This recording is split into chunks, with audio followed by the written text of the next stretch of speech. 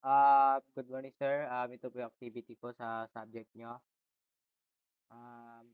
Bale nakagawa na rin po ako ng folder, ang name niya po is Odoya Cedar. Then pagkarating po rito is unang-una po pupunta po muna tayo dito sa .mv. Bale papalitan po natin 'tong Laravel na kung ano pong pangalan ng ano niyo, ng folder niyo. Cedar, Cedar. Bale Odoya Cedar. 'Pag na-ano niyo po 'yan, save niyo lang.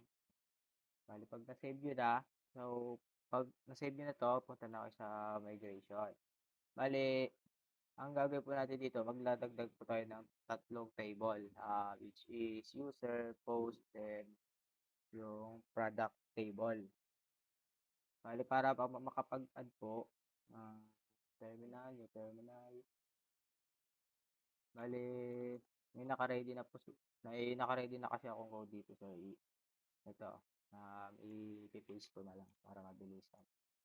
Bale, ito po, i-add ko lang sa control V, all next, yun din po, sunod-sunod lang, control V, next, table, yung product,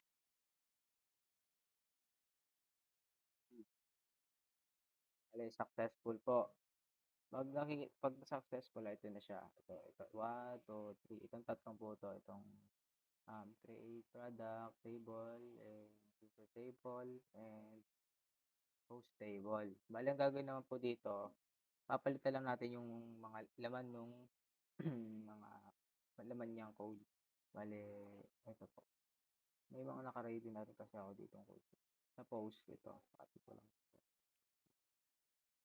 Post, video.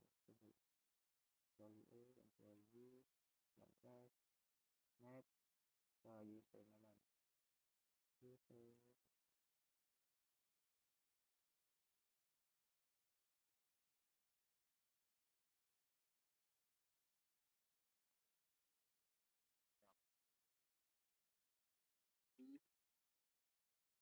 ito, palitan natin ito.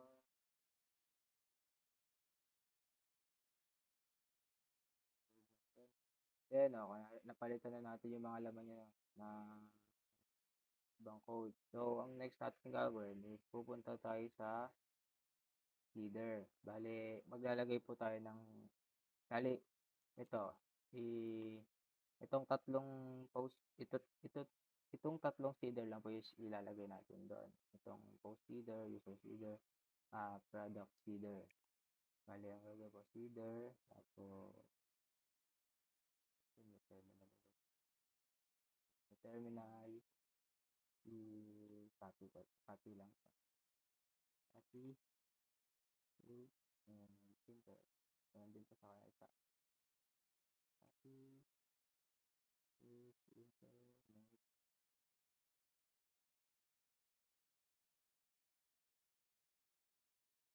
Ayan, wala.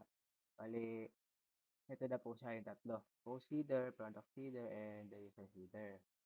Kung anong ginawa natin dito sa tatlo sa migration, ganun din po yung gagawin natin dito sa header. Bali, papalitan din lang natin yung laman niya. Una is yung post header, papalitan natin yung laman niya. Ito, post header, kukunin ko lang po itong code dito. Next is yung user header. Copy,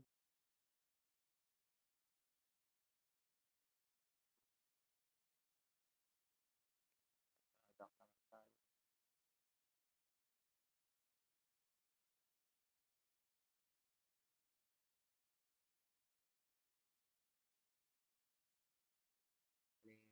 Ay napalitan na rin po natin ng mga laman. So, ang next naman dyan sir is pag nalagyan mo na ng mga laman yun, okay, napalitan nyo na, pupunta ka naman dito sa database header. Bali, may tatanggalin ka lang dito, tapos may papalitan. Hanggang dito. May delete po natin. Then, kukunin ko lang po itong naka-ready code dito. Control C. Control V. Ayan. 'Pag nailagay niyo na, control S niyo lang. So, ganito na po siya itsura niya. So, bago po tayo mag-ano, dapat po siguraduhin po muna natin na naka-open yung thumb control panel niyo. Kasi 'pag hindi po, baka po mag-error. So, i-X natin 'to, new terminal ulit, yan. Bale ang gagawin na po natin 'pag ang gagawin na po natin is 'pag nagawa na 'yun, ito, PHP artisan ima-migrate na po. Try na po natin sa migrate, control V. Bale, kung titignan niyo po dito, wala pa po yung ano ko, yung database ko rito. Bale which is ang pangalan ng database ko is Odoya Seeder. Bale wala pa po siya. Hindi pa po kasi 'pag migrate ko po, yun na po lalabas na siya dito.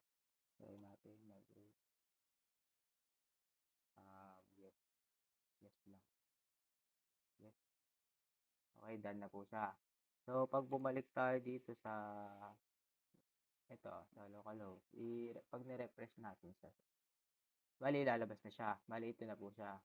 'Pag pinindot mo, wala pa pong meron na po yung mga table kaso ang ano, wala pang laman. Bale ito, user wala, product wala rin po.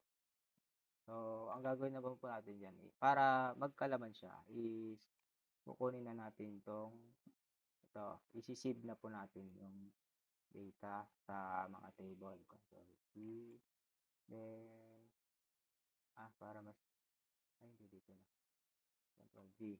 Bale 'pag na-sieve na po, magkakalaman na po 'tong post, product, and the user na table. I-sieve na po natin. Enter,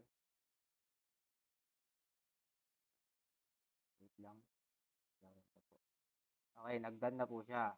So, 'pag bumalik tayo dito sa localhost, ito wala pa po laman. Ayun, bigla na po may laman na po.